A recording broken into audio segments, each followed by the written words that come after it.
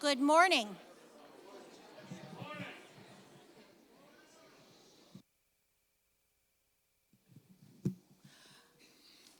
Good morning, and welcome to Alexandria's 2020 Housing Summit. I'm Helen McIlvaine, the city's housing director, and we're pleased to convene today's meeting marking the midpoint of Alexandria's Housing Master Plan.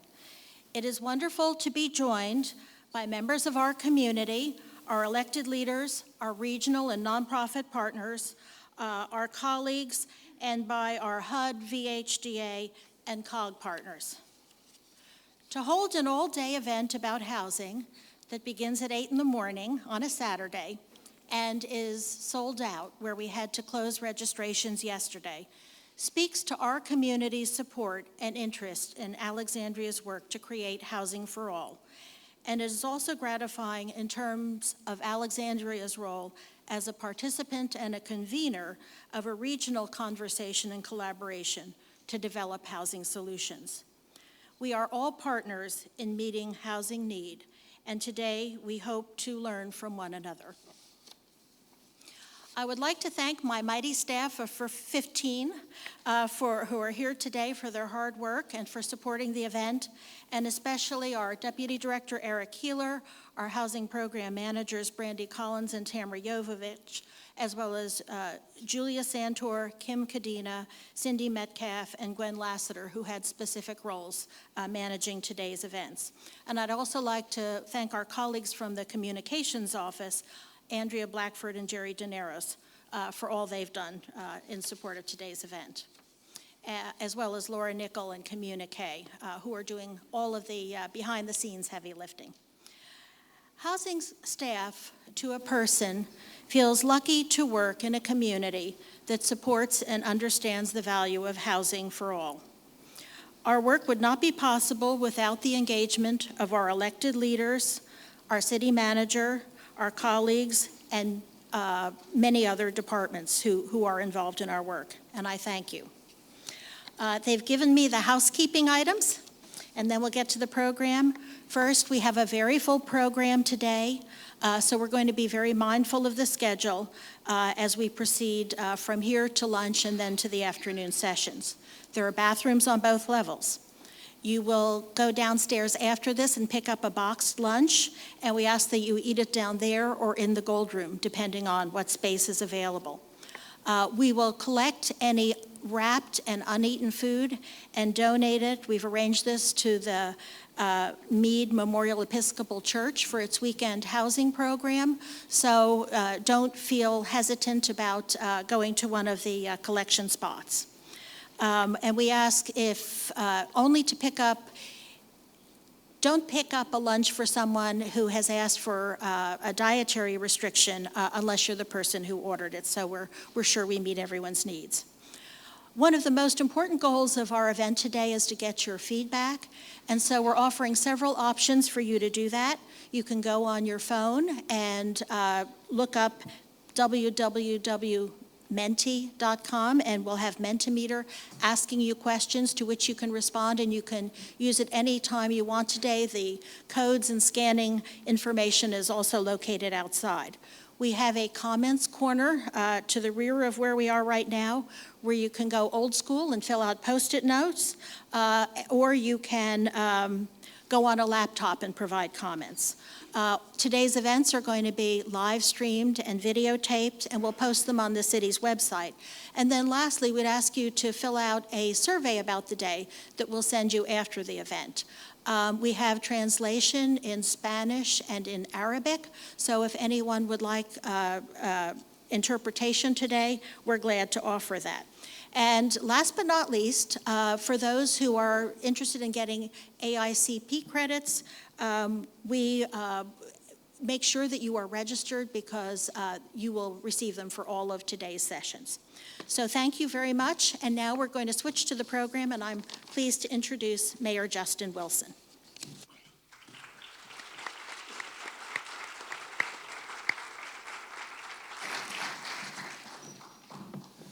Good morning. Thank you all so much for being here and being a part of this summit. I want to especially thank our housing staff and all of the other city departments who have played a role. Helen acknowledged many of them. This does not just happen, and we appreciate all of the hard work of our staff in preparing this event today and bringing you all here. Let me recognize a number of my colleagues who are here from the City Council and make sure you know they're here. We first have our Vice Mayor, Elizabeth Bennett Parker, who's here somewhere. There she is. We have Councilwoman Amy Jackson sitting right over there. We have Councilwoman Del Pepper somewhere. There she is. We have Councilman John Taylor Chapman all the way in the back.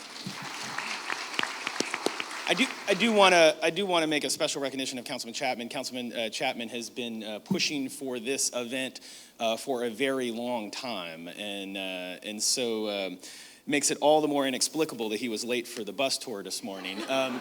But he caught up to the bus, was running after the bus this morning. But I want to thank Councilman Chapman for his leadership in making sure this event occurred. Are there any other of my colleagues here? We do have our City Manager Mark Jinks, right over here. Thanks to all of you for being here and being a part of this event. My role here, in addition to being Audrey Davis's opening act, is I'm the acoustic portion, by the way, just to be clear, is to provide the shareholder report. And the reason, wait, where are we here? So the reason I'm providing a shareholder report is that all of you are shareholders and stakeholders in our city's housing stock. Housing is one of the most basic infrastructure we provide in this community, and so making sure that we have a housing infrastructure that can support the population that is here today as well as the population that will be here in the future is one of our most critical tasks. For us, housing is at the root of so many things that we do. It is not just housing policy. Good housing policy is good transportation policy. If we make sure that housing is proximate to job centers as well as transit infrastructure, we reduce the amount of impact that we have on our transportation infrastructure in this region. We reduce the long commutes. We reduce the cut-through traffic that we experience. Good housing policy is good climate policy. Making sure that we are building where those jobs are, where transportation is, reduces our climate impact and helps us achieve some of our environmental action plan. Good housing policy is also really good economic development policy. During last year, and we're going to talk later about some of the new regional Council of Governments commitments.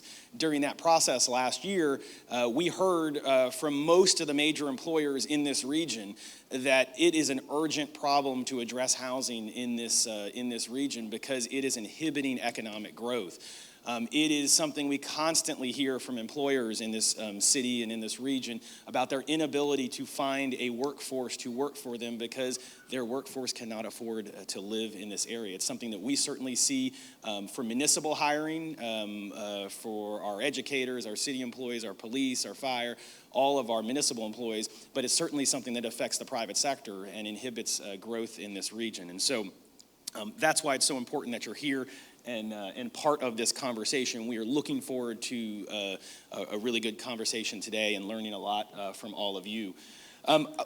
Every time we talk about this issue, so my goal here is I'm going to talk to you a little bit about what the challenge is, what the problem is that we're facing in this community, what we have been doing about it, and then what we are looking to do in the future and what we need your ideas on how we solve in the future. So every time we talk about this issue, let me see here. I'm not advancing. Do I have to turn this on? Do I have the wrong button?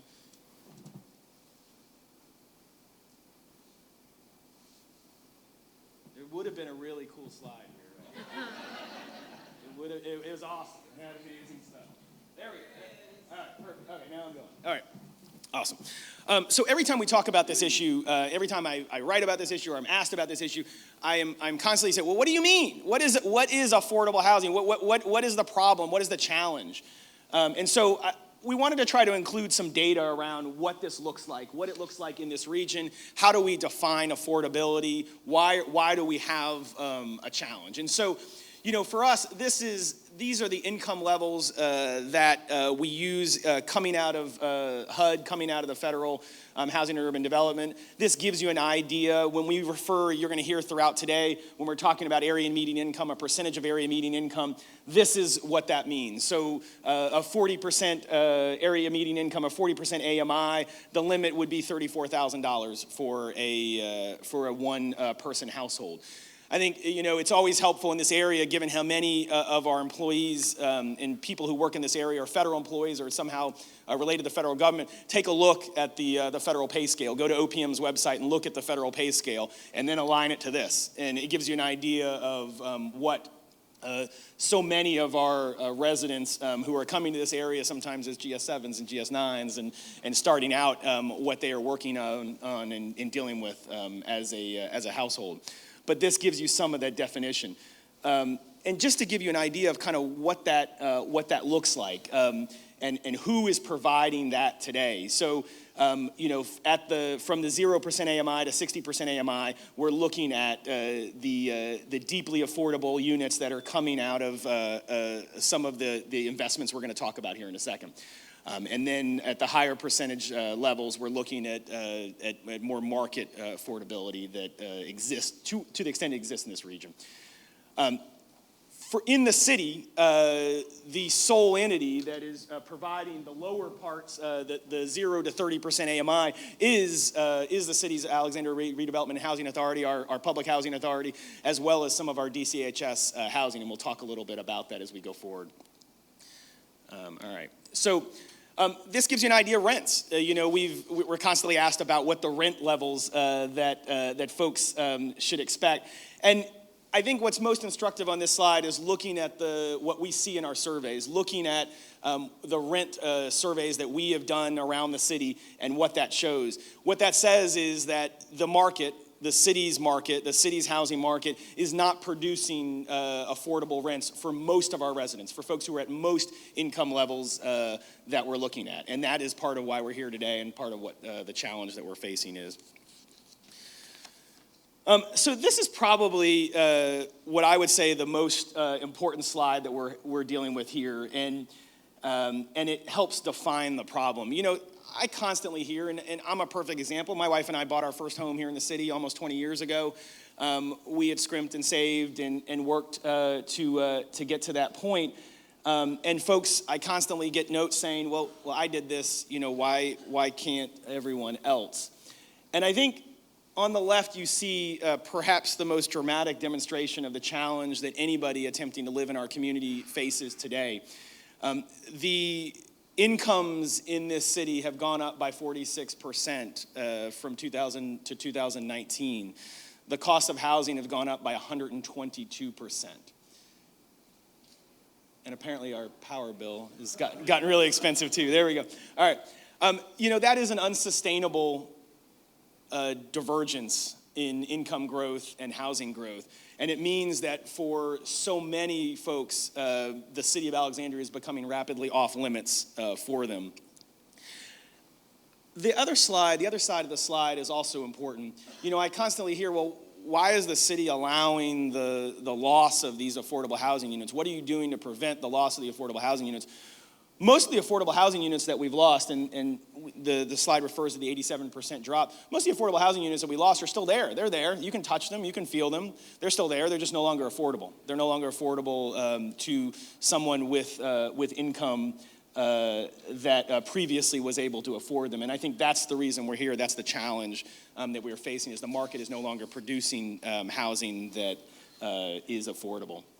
So let's talk about the Housing Master Plan. In 2013, the City Council unanimously approved a Housing Master Plan, which was intended to lay out really a toolbox of approaches for addressing affordability. And in that goal was to make sure that Alexandria is accessible for all.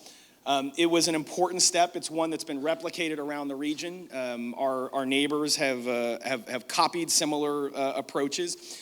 But it was designed to set out an approach for in every policy area in the city trying to increase affordability. And we've been hard at work over these last several years to make that happen. One of the key conclusions of that housing master plan effort was to set a goal, to set a specific numeric goal for the number of units that we were going to create over that period of time. And we ultimately set an achievable goal, not an incredibly aggressive goal, which was an additional 2,000 units by 2025. And I'm going to talk to you a little bit about how we have been holding ourselves accountable to that, where we are, and what we need to do. The good news is we are on track. We are on track in working to meet that goal. We still have more work to do, but we are on track to do so. So, and there's our goal of 2,000 units. So this is not a slide that you can easily read, and so I'm not asking you to do so. But this is just a list of some of the tools that we put in that housing master plan, and I do want to highlight a couple of them because part of this, whenever any policy area is discussed around housing, one of the things I hear is, well, that's not going to solve our housing problem. That's not enough. That's not going to deal with housing. And the reality is there's no one single issue. There's no one single policy prescription that will address all of our housing challenges. I think we acknowledged when we did the housing master plan in 2013, and we continue to acknowledge today, that addressing housing and making sure that we have a housing stock that is accessible to all requires everything, requires a variety of different tools, and meaning constant things that we have in our toolbox that we are utilizing. And here's a good example of some of the things that are either planned or we have accomplished. I do want to highlight a couple of them. One that's gotten a lot of attention lately is accessory dwelling unit, which is the first one on the list. We will be talking about that in the spring. That's something that was in the housing master plan back in 2013.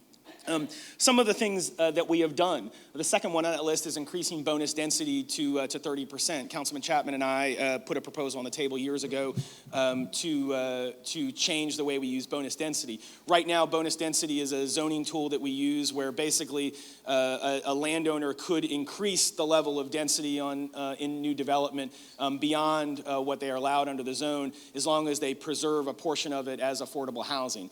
We expanded that percentage several years ago, and that has helped us create additional affordable housing. We created the residential multifamily zone, which is a zoning change we made several years ago when we did the South Patrick Street plan, which was originally the Route 1 South plan. And it's basically a zoning tool that incentivizes a landowner to preserve affordable housing or recreate affordable housing that is at risk of redevelopment and loss by using increased density. And that is a tool we put in the toolbox, and we're now looking at using that tool throughout the city. We are right now in the process of doing a zoning for housing effort where we're looking at all of our zoning tools, and our planning department will be bringing forward an analysis looking at all the zoning tools we have today and how we can tweak them and modify them and use them to create additional committed affordable housing.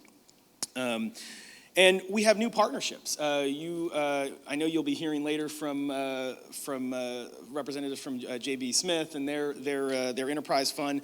The city is the first jurisdiction to utilize that, which is an opportunity to use private investment money to create affordable housing. And we're actually going to be purchasing a building that was at risk of loss on the West End. And preserving it as affordable housing. Again, another tool that we put in the toolbox. We made pretty significant changes to our parking policies several years ago, which were designed to incentivize affordability, knowing that parking is a very dramatic cost driver in the creation of housing. And we'll be talking about tax abatement policies and so many other things. There's a million things on that list, as you can see, and there's a lot of other things we can be talking about in the future. But I think the key is using all the tools we have at our disposal to create affordability. So we set a goal of 2,000 units. This is where we are today. We still have a gap of 561 that we need to get to by 2025, but we've made a lot of progress in addressing the number of units that we wanted to get. Let me talk a little bit about how we got here, because I think it's important to note how we got these units that we have preserved, the 921, the 287, and the 231. So 735 of those came from either nonprofits or ARHA, the Alexandria Redevelopment and Housing Authority, and most of those were utilizing federal low-income housing tax credits to develop those units. So most of the housing development that we have done so far is usually braiding local money, sometimes local property, local land use changes, and then federal low-income housing tax credits, as well as resources that nonprofits and our housing authority can bring to the table to create new affordable housing.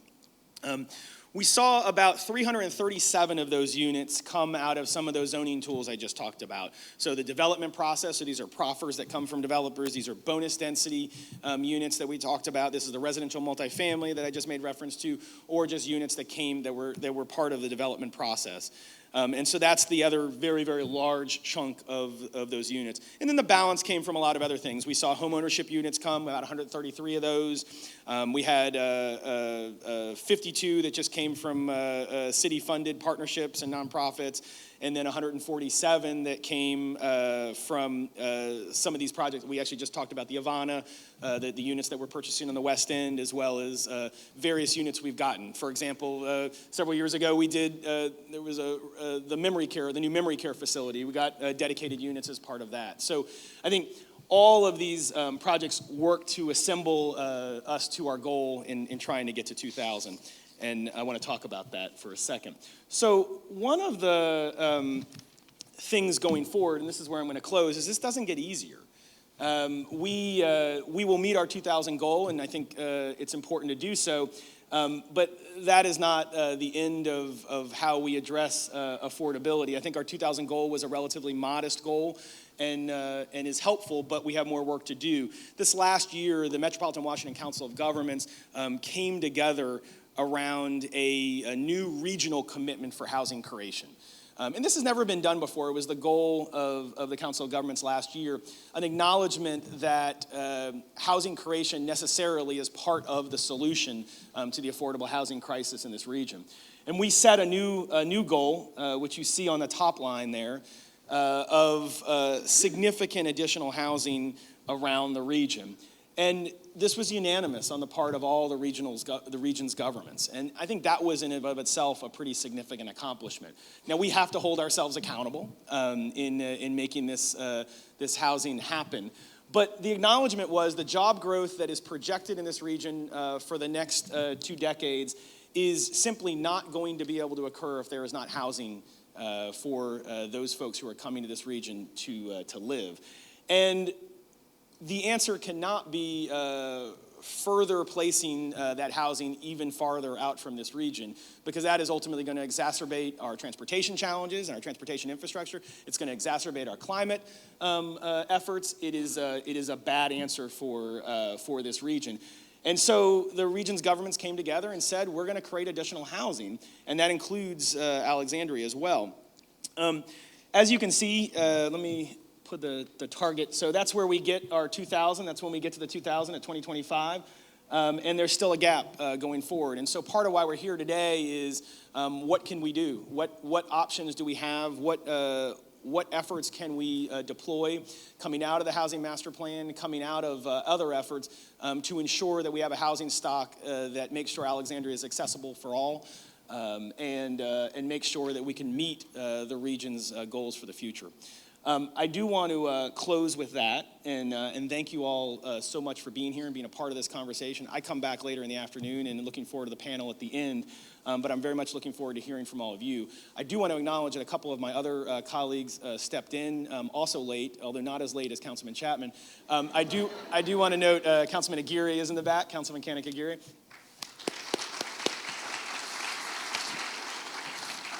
And we also have Councilman Mo Seifeldien all the way in the back. So thank you all so much for being here, for being a part of this conversation. I look forward to learning more from all of you today, and let's have a great day. Thank you.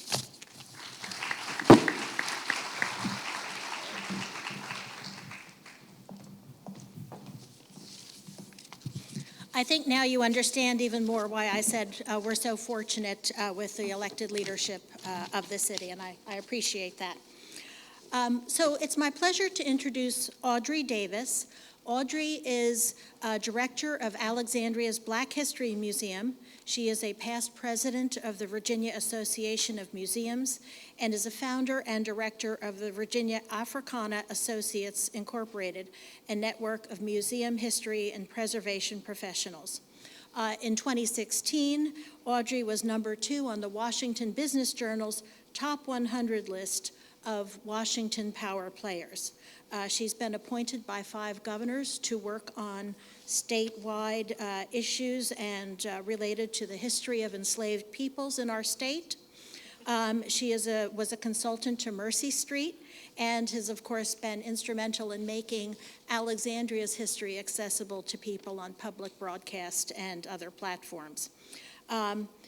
It's always a treat to hear Audrey share some of her expansive knowledge and work, which is focused on Alexandria. And today she will provide a context for our keynote speaker by telling us about the housing history of Alexandria's African American community.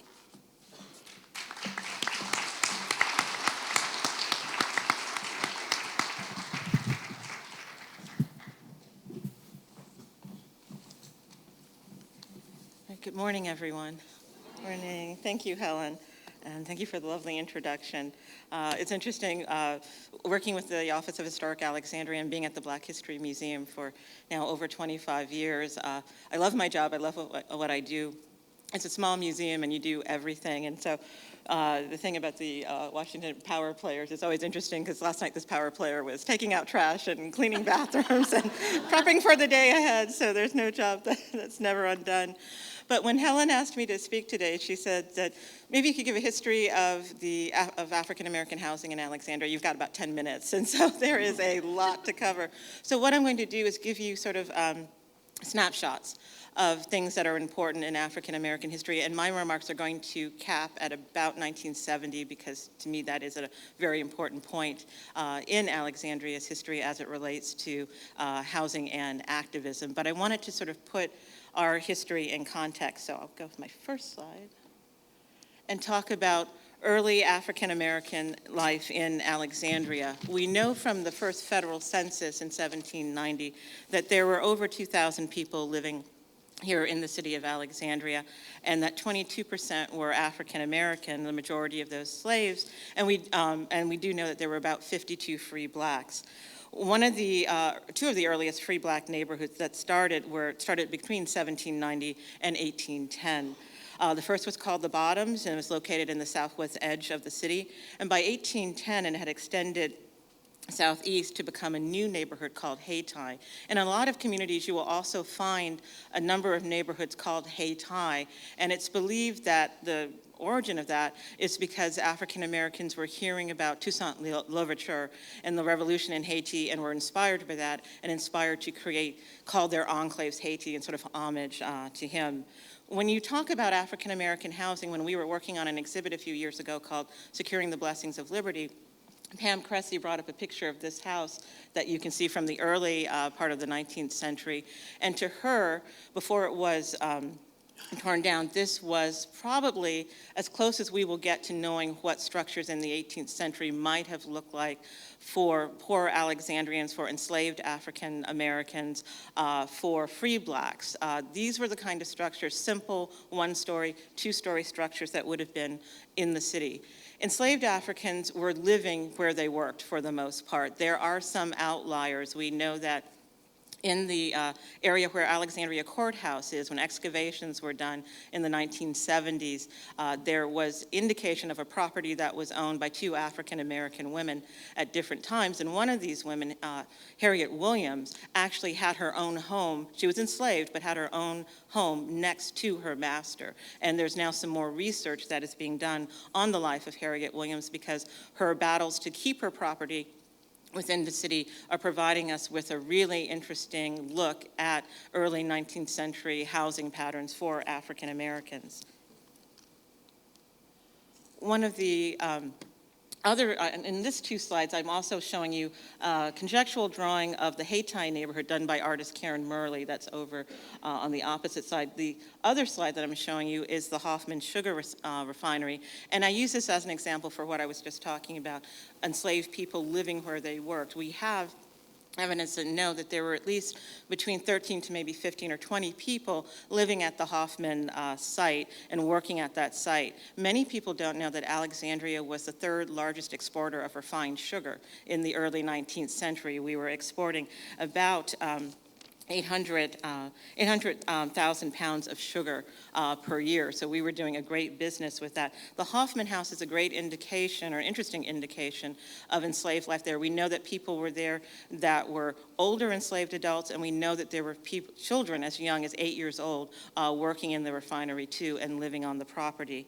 Eventually this property is sold to John Lloyd in the 1830s, and then it was later confiscated during the Civil War and actually has a role in African American history as a outpost or a site for the Freedmen's Bureau between 1865 and 1868. And we are proud to call that Lloyd House our office in the Office of Historic Alexandria.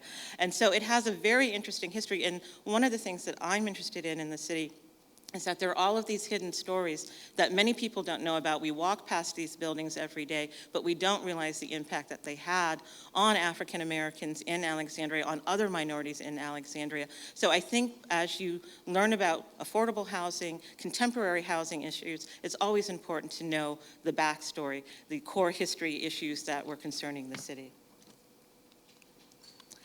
One of the big housing crises occurred in the 1860s. In May of 1861, those of you who are fans of Civil War history know that we were an occupied city. We were occupied by the Union Army. When African Americans heard this, enslaved African Americans, they knew that if they could get to a Union stronghold, they had a chance at earning a living, living independently, working for the Union cause, and if the Union won the war, had a chance at being free. This was all due to the efforts of General Benjamin Franklin Butler down in Hampton, Virginia at Fort Monroe, was nicknamed Freedom's Fortress because he gave refuge to 3 enslaved African-American men who rode over to the fort to ask for protection because they heard that their masters were going to send them further south to work for the Confederate cause. And they did not want to leave their families. They did not want to leave the connections that they had. Butler, being a lawyer, thought about this and decided to make them contraband of war, meaning that their labor could be used for the Union cause. And it said that his action, that first week that he did that, after those 3 men were given asylum, he had over 20 people coming to the fort seeking asylum. By the end of the month, there were over 500 people. Word had spread through word of mouth that this was a chance for you to gain your freedom. So we're seeing African Americans throughout the country finding Union strongholds and fleeing and taking risks to become free. And this was self-emancipation. These were not African Americans who were passive and were waiting to be free. These were people who were taking their freedom into their own hands. But in Alexandria, when this happens, and in the coming years, it becomes a humanitarian crisis. It really is our really first big refugee crisis here in Alexandria. There was not adequate food, there was not adequate housing, there was disease that was rampant. We had many, many people dying very early, and many of those people were actually buried not far from here in Penny Hill, which was our pauper cemetery. It became such a crisis that the military had to step in, and they had to step in by creating not only barracks for extra housing and putting social institutions in place that would help and to aid the contraband, and other aid workers were coming into Alexandria to also aid the contraband as well. I have a photograph of a camp city from Harper's Ferry to give you an idea of probably what you would have seen, because there were these contraband and makeshift camps all around the city. And in the newspapers, you see reports of contrabands dying in the street, children without parents, because it was an arduous journey to get here. And if you're enslaved, you're not the healthiest person. You are malnourished, but so many people wanted the opportunity to be free. And here in Alexandria, we say that many of the contraband came here seeking freedom, but unfortunately did not live long in it. I put the other slide of a woman inside the Alexandria slave pen, and as you all know, it's been in the news that 1315 Duke Street Freedom House is being purchased by the city. This site is an important, thank you, it does deserve a round of applause. We are so excited about that. We are so excited about that. And that building is a landmark building, and it's really important to our national story of the domestic slave trade. But it also will help us tell so many other stories that are important. Story of human trafficking. And during the contraband years, after the occupation, Freedom House, when the slave dealers fled, the last slave dealer fled in May of 1861, leaving one elderly male slave chained to the floor, and that was the last enslaved person in Freedom House. But after that, the building it's taken over by the Union Army, becomes a jail for disorderly Confederate soldiers, but also becomes temporary emergency housing for the contraband. So it really is our first emergency refugee housing, and it is the first in Alexandria that scholars believe is the first local and federal partnership to aid African Americans, and here we're a trailblazer in that, providing aid to African and contraband and escaped slaves. Just a picture of the Prince Street and contraband barracks, and then an image from a map which shows you a mention of Negro shanties. And you would see this in articles. People would talk about these Negro shanties springing up around the city, that they were unsanitary, they were bringing disease, they were not safe. And so this was a concern of the community with this influx of the contraband, even though it is their labor that scholars do believe hastened the end of the Civil War. And this is a map that we had done for an exhibit. And you can also find this map down in our Contraband and Freedmen Cemetery, designed by Howard Rivas and Associates, showing you the different African-American neighborhoods around 1865. And at the memorial, it is done in bas relief, so you can feel where the neighborhoods are. It's a great educational tool for children to teach them about this site. Urban renewal is a big issue with African Americans in housing, and we are not unlike many other communities who dealt with urban renewal issues. And there are really there are many urban renewal issues that impact African Americans here in Alexandria, but there are actually three that are especially crucial to African Americans in their development. And I highlight Fort Ward because of changes that are coming to that site. We know that after the Civil War that African Americans began to settle on that site, and they began to create a community. They built homes, they established a school, there were churches. It was a vibrant community, and you can see that the homes there were quite substantial, and it was a really, really important community to Alexandria. And as one of the neighbors said from that community, one of the descendants, that not everyone was related, not everyone was family, but we helped one another, we supported one another.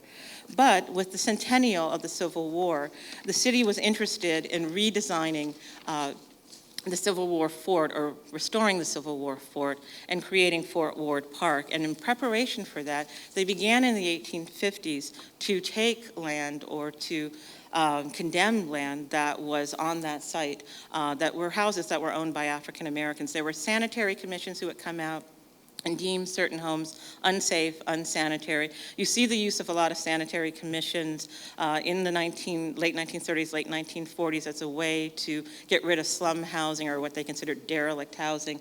And you would talk to the descendants of the Fort Ward community, and they will tell you that these houses were not insubstantial, that they were well maintained. And so they were completely adversely affected by this. And so what we are doing now with Fort Ward and its Fort Ward interpretive plan, and discussions and research have been going on for over 10 years with the interpretive plan, is that now at Fort Ward, while we do have the fully restored fort, which is truly an important part of the defenses of Washington, but we are not going to not tell the story of African Americans there.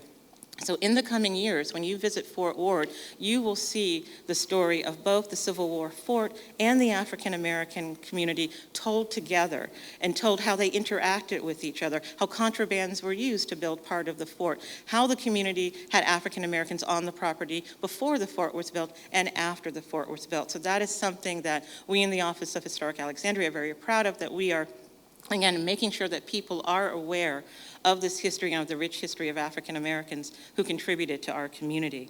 The two other developments that I'm not going to go into detail was, one, the Gatsby commercial urban renewal project of 1959, which really changed the way Alexandria looks down in Old Town. That is a very interesting project where you look at what was desired by the city at that time. It has preserved a very important site, our Gadsby's Tavern, but also what it was doing into the Old Town area and who was displaced by the urban renewal, which was also poor African Americans and poor white Americans as well.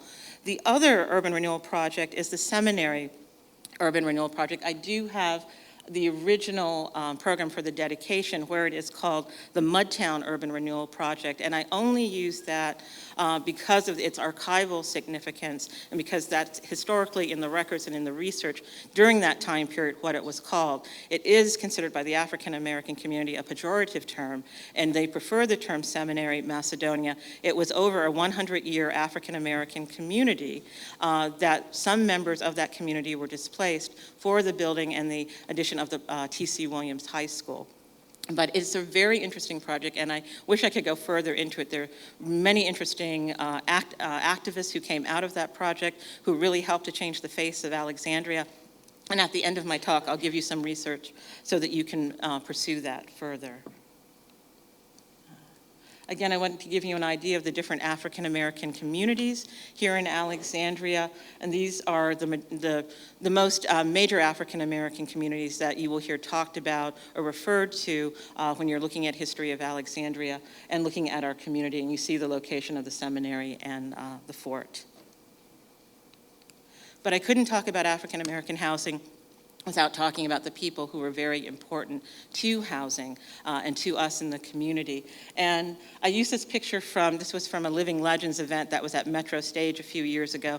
And it's a great picture because it's really one of the last pictures where we have Melvin Miller, Nelson Green, and Fred Day, members of the Secret Seven, who were at this event.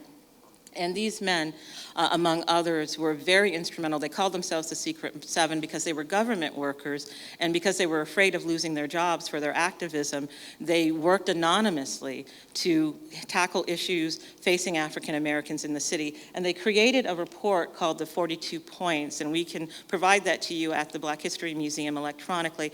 But it talks about everything from city communication with the African American community, law enforcement, trash pickup, housing, all kinds of issues that were concerning the community and that they felt were not fair to African Americans. And so you're really seeing the start of this happening in the 50s and of grassroots movement for African Americans to fight in this community for fair housing.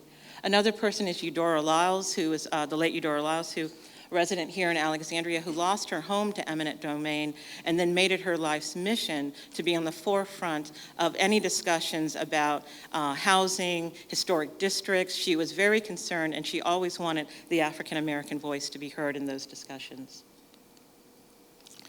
Two instrumental people in the course of African American housing and activism are Ira Robinson, who was one of our second elected official to city council in 1970, who also did work with housing.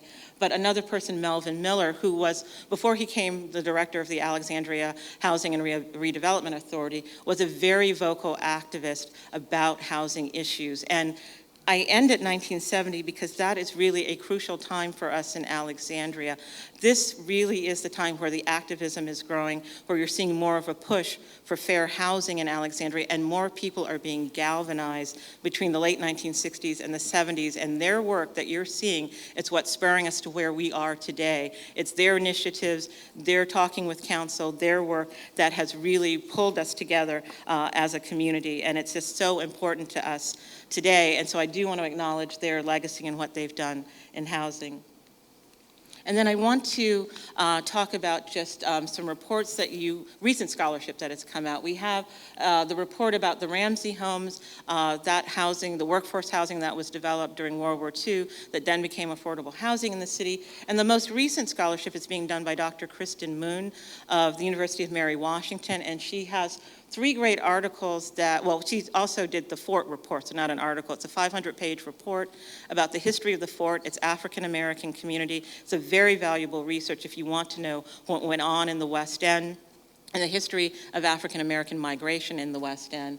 And then her looking at the African-American housing crisis in the city of Alexandria, Virginia, in a really interesting article that sort of ties together all the moves. And she also, and when I was mentioning not only Fort Ward, Gatsby's urban renewal, and the Seminary urban renewal, she says that those three, to her, are truly the three seminal urban renewal movements in Alexandria that made a difference for African-American housing, and that more research needs to be done between those three areas because there's still a lot to be discovered. And then also her article on the Alexandria YWCA and the Christmas Walk, and looking at what was desired from the Christmas Walk, but how it also impacted poor and minority communities in Alexandria and how it changed the face of what we do and how Alexandria was represented and what people at that time wanted to see their Alexandria be and how it was often in conflict with what the African American community needed and wanted in the community. So these are three wonderful research issues to take a look at, and it's my pleasure to be here with you today. I'm sorry it's such a brief overview of important areas in African American history. There is so much more to cover. There are things that I could not even get to, and I am now, because being spurred by Helen for this, working on a longer presentation where I can delve deeper. But today you are going to see our successes, some of the wonderful things that have happened here with housing, how committed our city employees are to developing good, fair, safe housing for our city, and we have come so far, and I think we're making positive strides. There's work to be done, but we're definitely heading in a great direction. So thank you.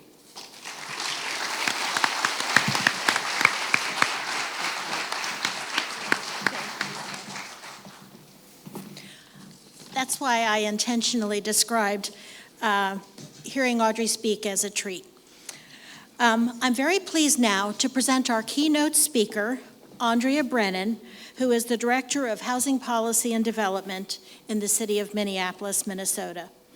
Andrea is part of the executive staff team that is leading development of the Minneapolis and implementation of the Minneapolis 2040 plan, and is now implementing its strategic tools, including revisions to the zoning code, which will allow multifamily housing development by right, ADUs, and inclusionary zoning, among other things.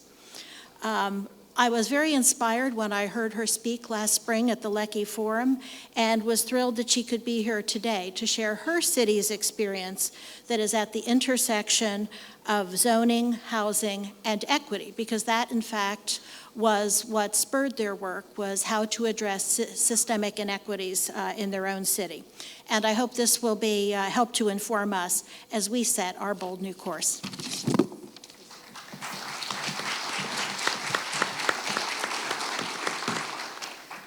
Thank you for having me here today, and thank you, Helen, so much for your gracious hospitality. I am so honored to be here, and I'm so honored to have heard that very powerful history that Audrey shared with us.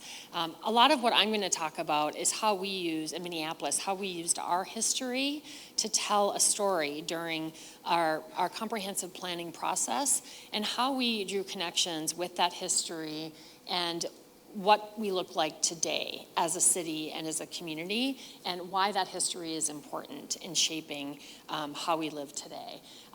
I also really appreciate hearing the introductory comments from Mayor Wilson, and you'll hear many of the same themes from me today about housing policy is jobs policy. It is about economic competitiveness. It is about combating climate change, and it is about reducing or eliminating disparities of all kinds. So I thank you so much for letting me be here, and especially within the context of the other folks that have presented today.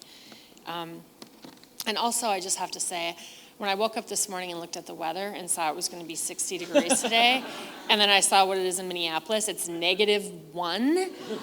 If we had a 60-degree day in Minneapolis, this room would be empty, because everyone would be somewhere else.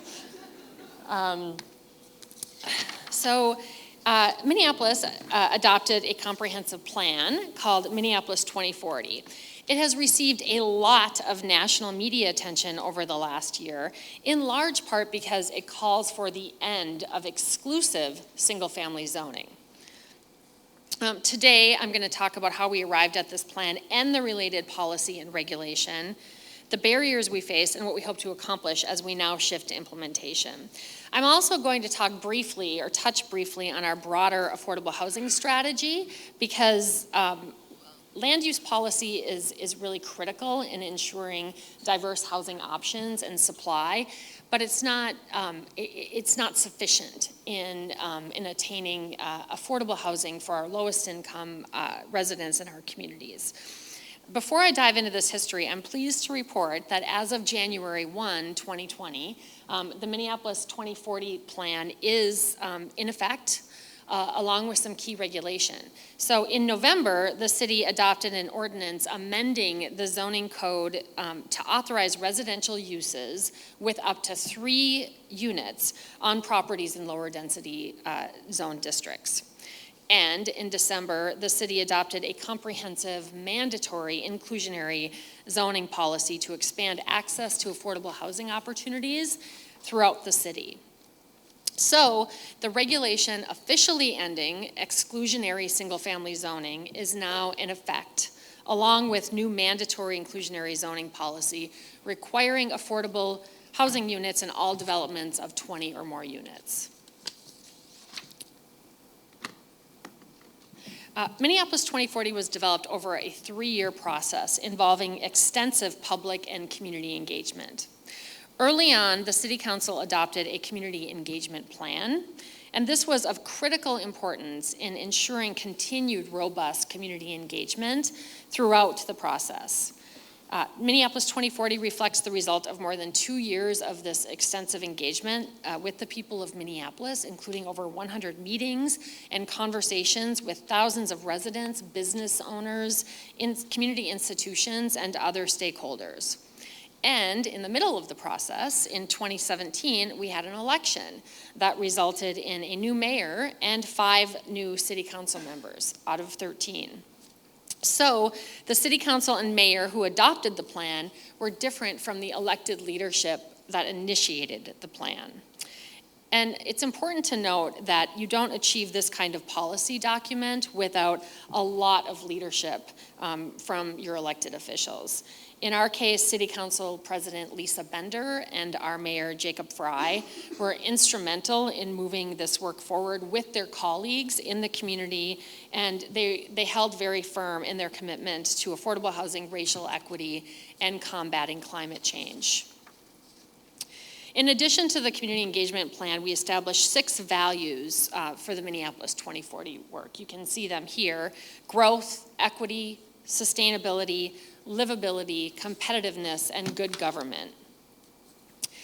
Through the development of the plan, 14 goals emerged. So while what we're talking about today touches many of these goals, if not all of them in some way, and influences them, some of the key goals that we're really highlighting are eliminating disparities, affordable and accessible housing, and climate change resilience. So, getting back to our history, when we embarked on this process, we knew that we'd have to put racial equity front and center. Both of these articles are from The Atlantic, and both are from 2015. On the left, The Miracle of Minneapolis, the subheading reads, "No other place mixes affordability, opportunity, and wealth so well. What's its secret?" Later that year, also in The Atlantic, followed an article called Minneapolis's White Lie.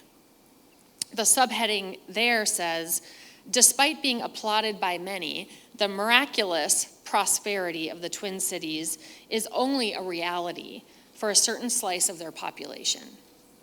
So increasingly, we understood that the progressive Minnesota we knew was not where we live today. The Twin Cities suffers from the highest racial disparities in the nation in terms of homeownership, income, educational attainment, and incarceration.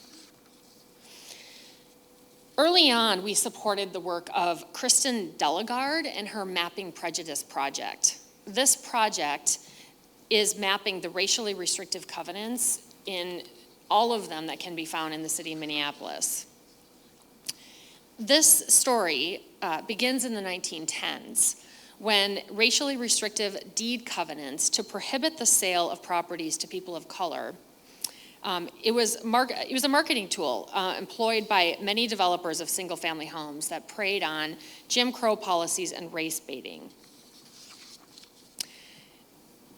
In addition, practices and policies such as the Homeowners Loan Corporation, or HOLC, redlining maps for mortgage lending, prevented people of color from buying homes. So you can't read the legend here, so I blew it up bigger to the right. The greenish blue areas, which are actually kind of shows up as white. It's over here, just down over in the lower left-hand corner, by the lakes and a lot of the amenities.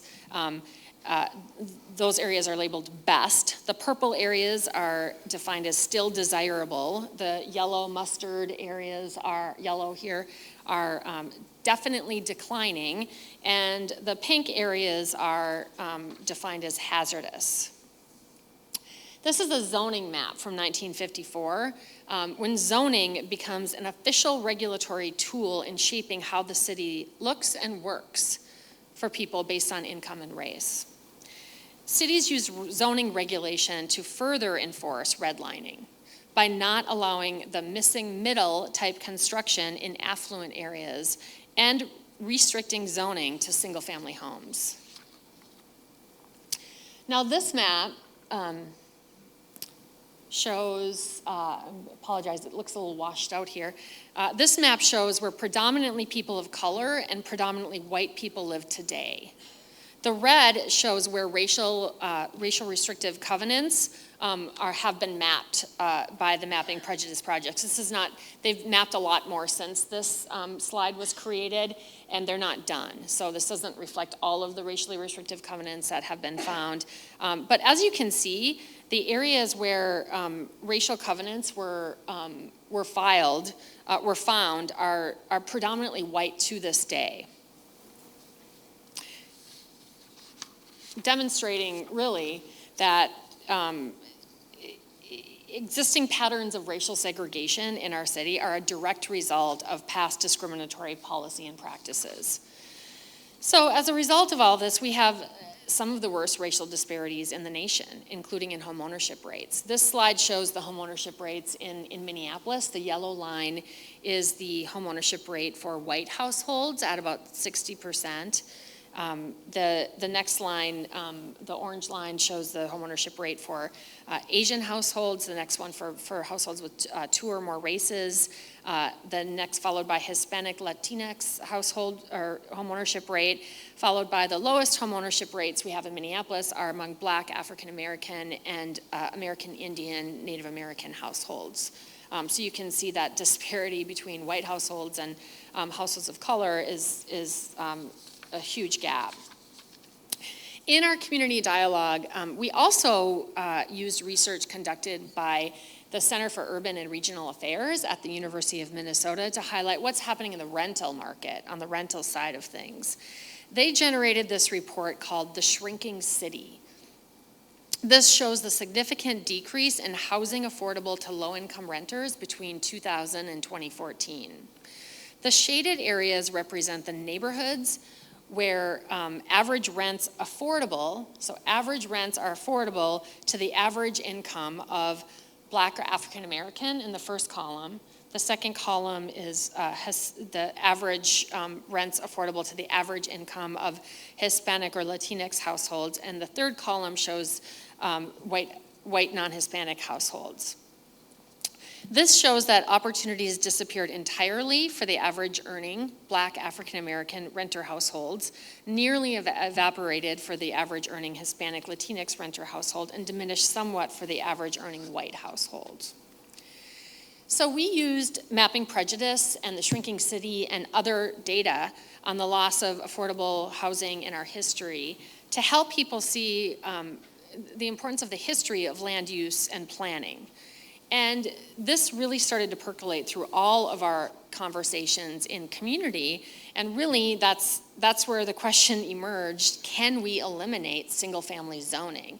That's actually the post-it on the upper left-hand corner. During our community engagement, post-its were used to make recommendations and add comments, and that one says, eliminate all R1 and R1A zoning.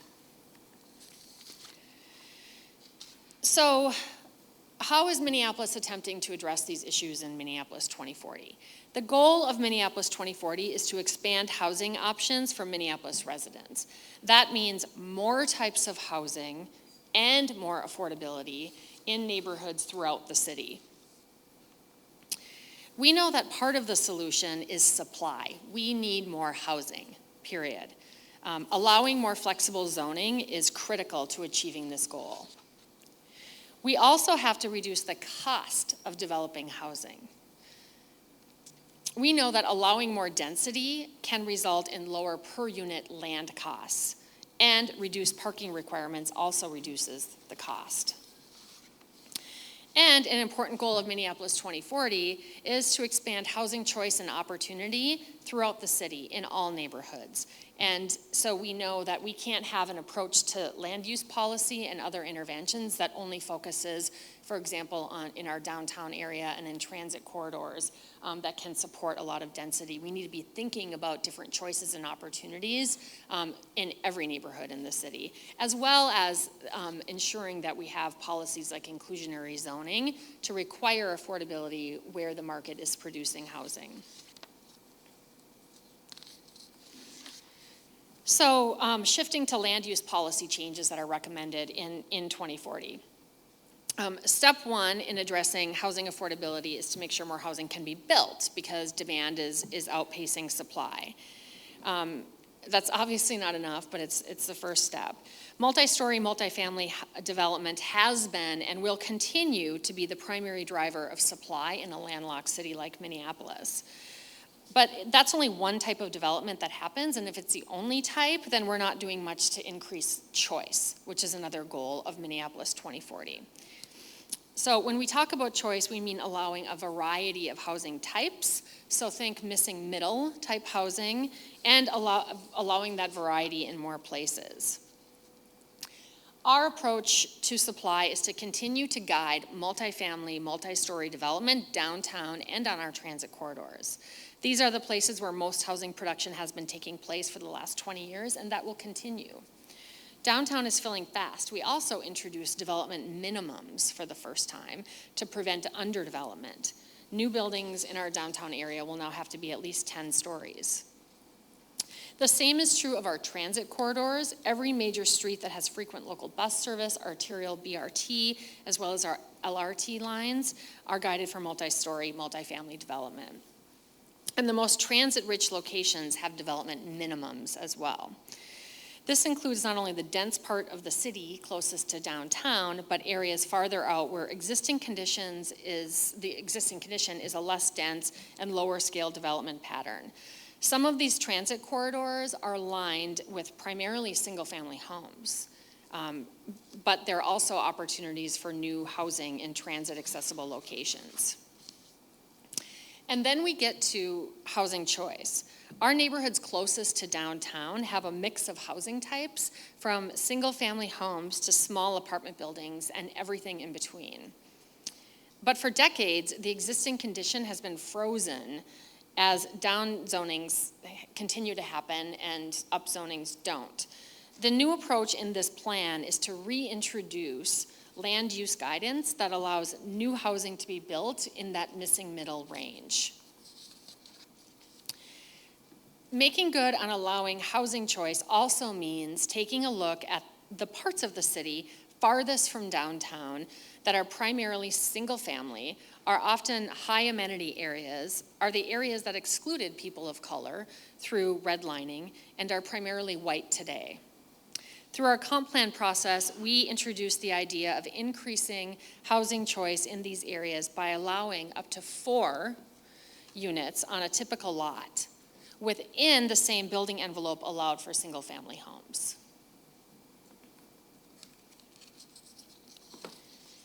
We ultimately reduced this to allowing residential uses with up to 3 units on properties in lower density zone districts. And the reason is that we spent more time trying to figure out whether we could actually fit 4 units within a building envelope allowed for a single family home, and determined that it was really challenging, if not possible in some cases. So that resulted in recommending and approving 3 units on a single family lot. So, and probably not surprising to this room, but that was the most challenging part of getting Minneapolis 2040 adopted. That's where we had a lot of community opposition.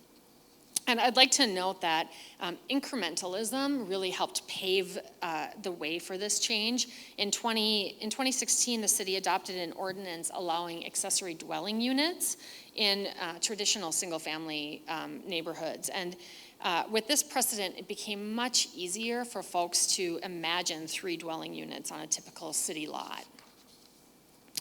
So the other thing that was really important, which is why you see that Minneapolis 2040 is effective and on the same date, is the actual zoning code regulation allowing for the up to 3 units on a traditional lot, is that it doesn't really mean much to have this land use guidance if you don't make it as of right. And so following up with the land use regulatory reform needed through the zoning code is really important to actually allowing to be built what you say you want to be built. So the approach we take to this, which is underway right now, is to accompany the future land use map with a parcel-specific built form map. The zoning map is essentially done. We have basic height and bulk guidance for every parcel in the city. So now we're working on finalizing the details. And this is our approach to making it legal to increase housing supply and choice, which is one step in assuring affordability. And of course, land use policy and zoning is definitely necessary to achieving our housing goals, but it's not sufficient. We have also developed a set of very broad strategies, including investment, policy, public-private partnership, innovative new programs, and tenant supports.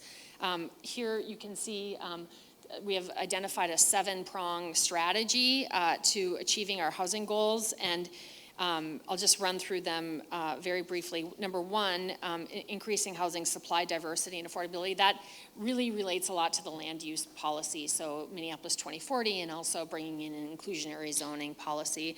It also is the area where we're focusing on missing middle design criteria, using city-owned land as a way to solicit proposals for missing middle projects, identifying funding tools to assist in ensuring some affordability in missing middle type projects.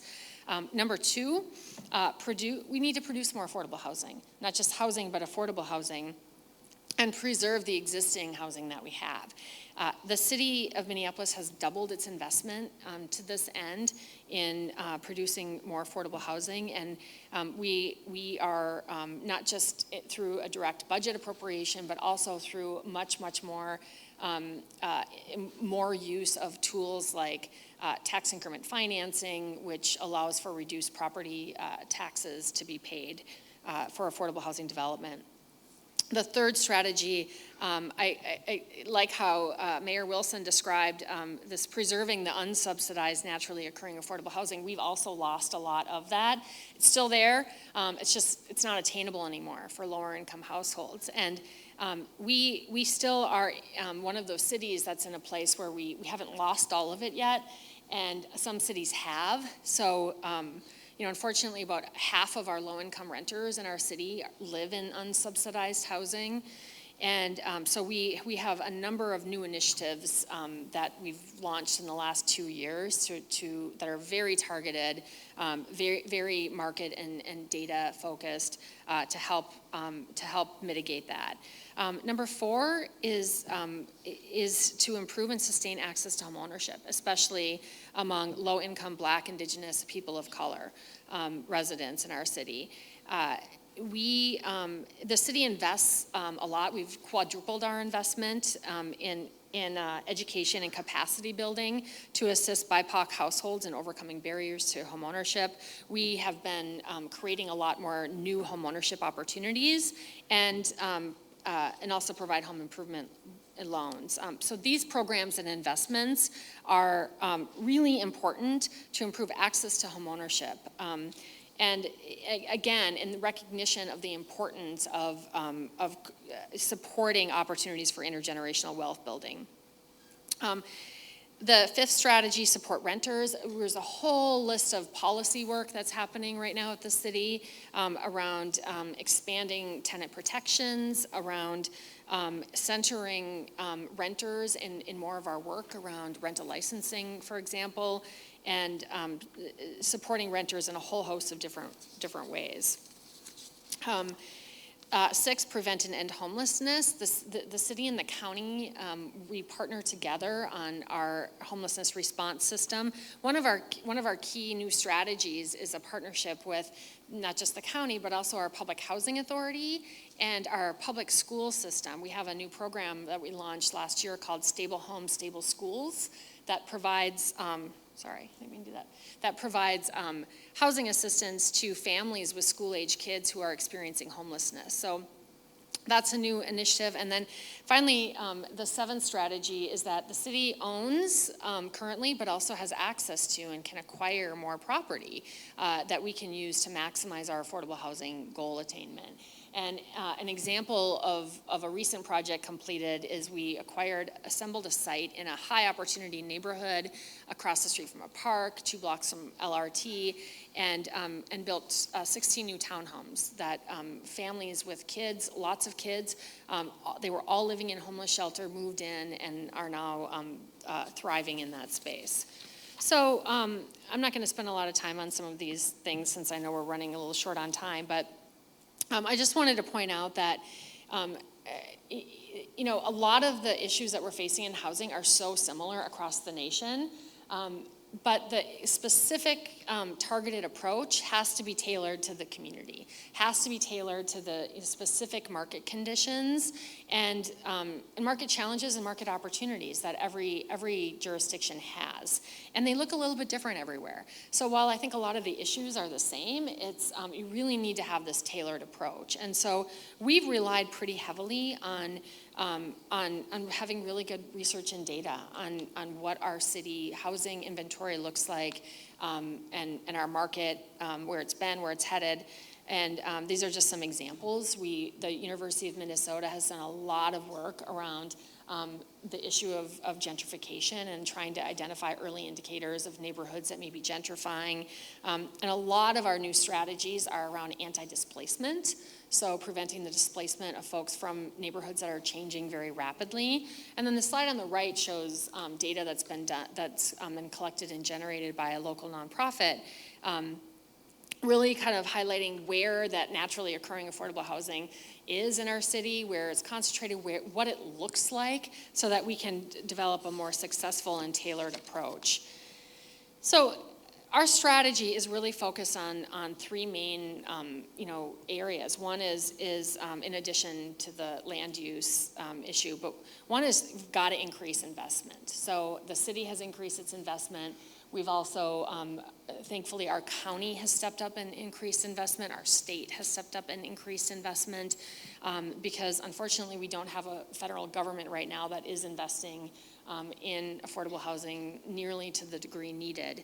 So increased investment has been a major priority. Second is policy development. So in addition to land use policy we've been talking about, the tenant protections policy, there's a lot that needs to be addressed in the policy framework to help, again, support this work.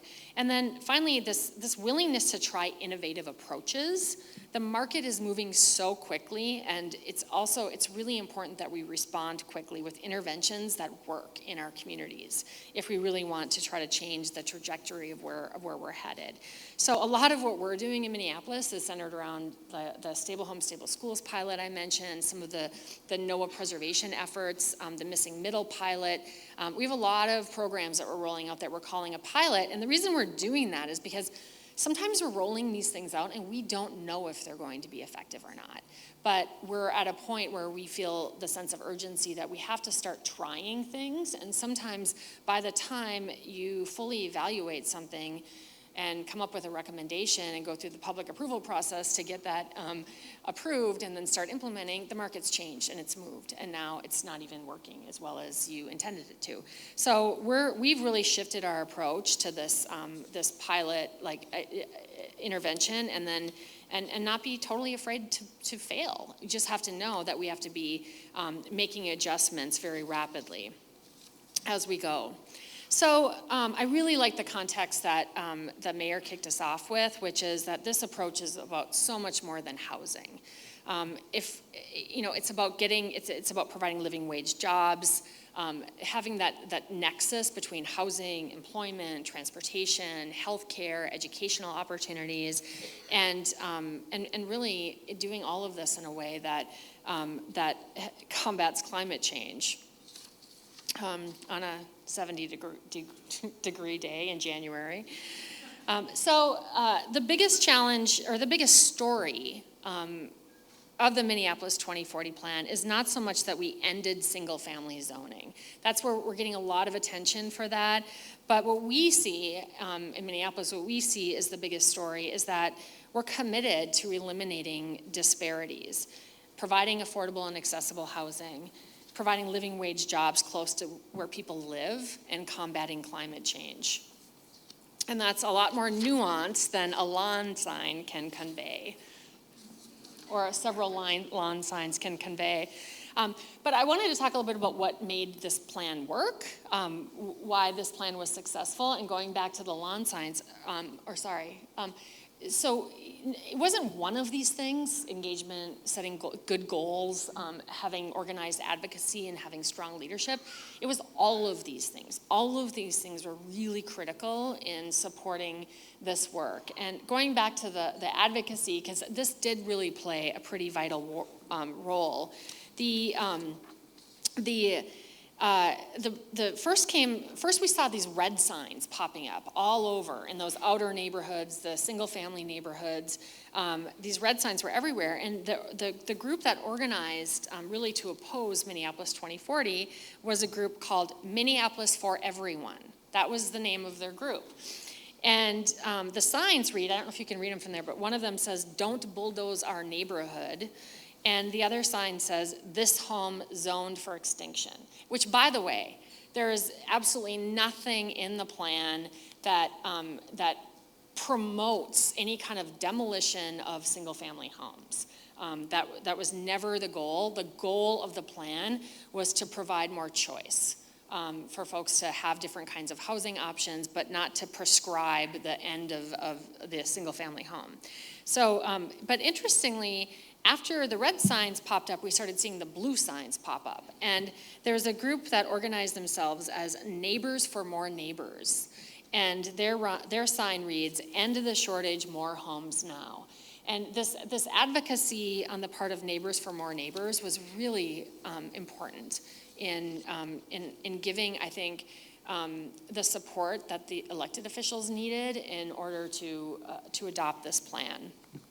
So, in addition to that, I think I kind of in this little sub box here highlighted this article that was recently published in October in The Atlantic, "How Minneapolis Defeated NIMBYism," written by Richard Kallenberg. I think it's one of the best pieces that I've seen in really in sort of explaining this plan and how it came to be and why it was adopted. And what it says as a subheading is that Minneapolis saw that NIMBYism has victims. Single-family zoning hurt a lot of people, and Minneapolis put them front and center. So I think a key element of all of this was really naming that issue directly and really putting race and equity front and center. And then finally, just another note about, again, like incrementalism. We did the ADU policy. We also had reduced parking requirements, and we had taken some other sort of initial policy steps that I think really helped pave the way for this plan to be supported and adopted. So what's next for us is implementation. As I mentioned before, we've already adopted regulation around the 3 units. We have an inclusionary zoning policy now in place. We'll be working on these built form overlay districts, so that have that parcel specific built form map. We have, of course, an implementation committee to make sure that we do all of this. And then we're going to continue to work on new policy development and implement the investment that has been approved, as well as the new program and pilots that we are initiating. We're also focusing in 2020 on broadening our housing strategy. I'm very inspired by the work that your Council of Governments is leading here, that you're all participating in, on really thinking about this on a regional basis. That's, for a lot of people who are in need of and searching for affordable housing, they're not, they don't necessarily, I don't know, maybe they do, but, a lot of people don't necessarily see those jurisdictional boundaries. And, a lot of people work in one community, live in another community, and so just recognizing and working on a regional basis is something that we really aspire to and hope that we can elevate in 2020. And then the other thing that I wanted to make note of that we've focused a lot on in our housing strategy development and implementation is our equitable development principles. So we've shifted from in our thinking quite a bit in the last several years about, and a lot of this has come from what we've heard through our community engagement. But we're not just thinking about sort of who's benefiting from the housing units that are being built, but who's benefiting from the investments the city is making. And to give an example of that, we've started to create these pathways to help community members learn how to do development. We have a developer technical assistance program. We have these sort of smaller scale programs where we, for example, acquire tax forfeited vacant boarded properties from the county and then make them available for these emerging developers to sort of start out and cut their teeth. And so they're starting out cutting their teeth, and a lot of these developers are then moving on to the next phase where they can buy an empty lot from us and build a duplex. And so where we are now with our Minneapolis Homes program, where we invest in the development of 1 to 4 unit homeownership units, is 50% of our developers are either people of color or organizations led by people of color. And we're really proud of that because, again, we're thinking more holistically about just how we're investing funds and how we're supporting really equitable development principles. So, and then finally, we're starting to think about how we're going to evaluate whether or not and how well we're meeting our goals. We're partnering with the Federal Reserve Bank of Minneapolis to help us establish an evaluation strategy for all of this. So that concludes my prepared remarks. Thank you again so much for having me. I really appreciate it.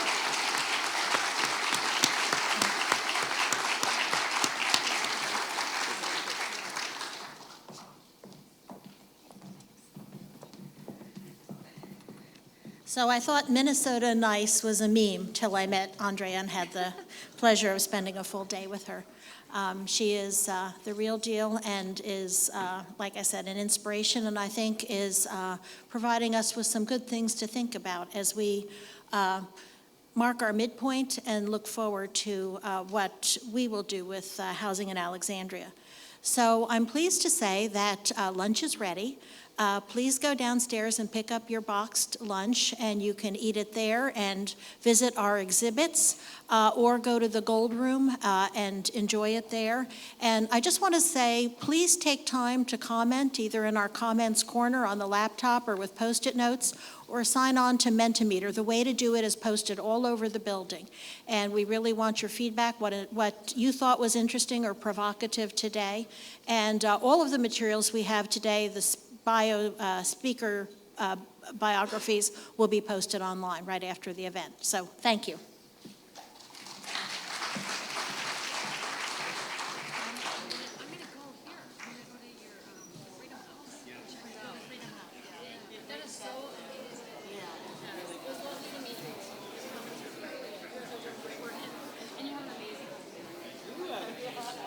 She's 20? Is that what's going on here?